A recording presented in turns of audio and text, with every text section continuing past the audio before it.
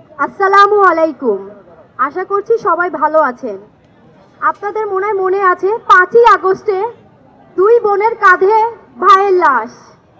সেই দুই বোনের মধ্যে আমি এক বোন মিম আক্তার। ইতিহাসের পাতায় কখনো হয়তো দেখা হয়নি বোনের কাঁধে ভাইয়ের লাশ। এই মর্মন্ত ইতিহাসের পাতায় এরকম ঘটনা ঘটিয়ে গেছে খুনি হাসিনা।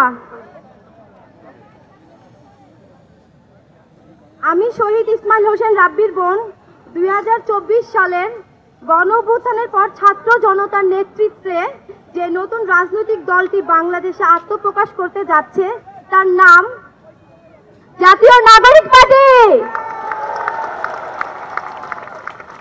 আমি প্রথমে জাতীয় নাগরিক পার্টির আহ্বায়কের এবং সদস্য সচিবের নাম ঘোষণা করছি।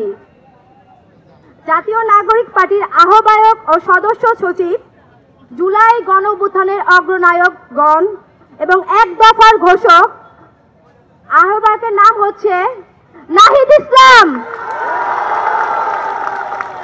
এবং সদস্য সচিব আক্তার হোসেন।